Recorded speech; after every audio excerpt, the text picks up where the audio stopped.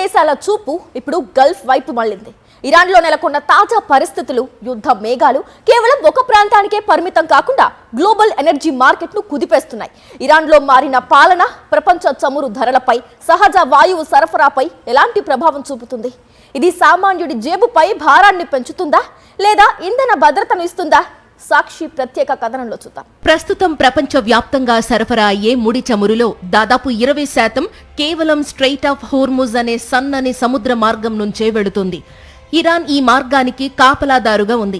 తాజా యుద్ధ పరిస్థితుల వల్ల ఇక్కడి నుంచి చమురు రవాణా నిలిచిపోవడంతో బ్రెంట్ క్రూడ్ ధరలు ఇప్పటికే బ్యారెల్కు $100లకు పైగా చేరుకున్నాయి. కానీ ఇక్కడ ఒక ఆసక్తికరమైన కోణం ఉంది. ఇరాన్ వద్ద ప్రపంచంలోనే 4వ అతిపెద్ద చమురు నిల్వలు, 2వ అతిపెద్ద సహజ వాయువు నిల్వలు ఉన్నాయి. దశాబ్దాలుగా ఉన్న ఆంక్షల వల్ల ఈ వనరులను ఇరాన్ పూర్తి స్థాయిలో వినియోగించుకోలేకపోయింది. మారిన పాలన కారణంగా అంతర్జాతీయ సంబంధాలు మెరుగుపడితే మార్కెట్లోకి భారీగా ఇరాన్ చమురు వచ్చి చేరుతుంది. దీనివల్ల 3 ప్రధాన మార్పులు చోటు చేసుకుంటాయని రాజకీయ విశ్లేషకులు భావిస్తున్నారు. ఇరాన్ నుంచి అదనంగా రోజుకు 2 నుండి 3 మిలియన్ బ్యారెళ్ల చమురు మార్కెట్లోకి వస్తే ముడి చమురు ధరలు గణనీయంగా తగ్గే అవకాశం ఉందన్నది మొదటి మార్పు. యూరప్, ఆసియా దేశాలకు రష్యా గ్యాస్ కు బదులుగా ఇరాన్ ఒక గొప్ప ప్రత్యామ్నాయంగా మారుతుందన్నది రెండో అతిపెద్ద మార్పు. అదే జరిగితే గ్యాస్ ధరలు భారీగా తగ్గుతాయి.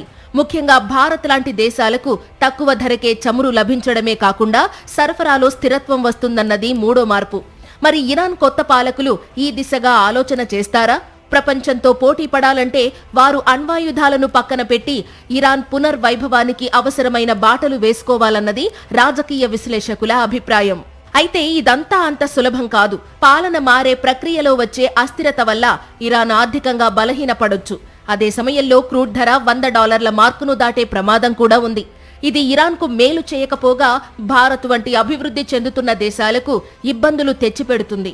కానీ దీర్ఘకాలంలో చూస్తే ఒక స్వేచ్ఛాయుతమైన ఇరాన్ ప్రపంచ ఎనర్జీ మార్కెట్కు ఊపిరి పోస్తుందని నిపుణులు విశ్లేషిస్తున్నారు. ఇంధన రంగంలో కాబోయే ఈ పెను మార్పులను ప్రపంచం ఎలా తట్టుకుంటుందో వేచి చూడాలి.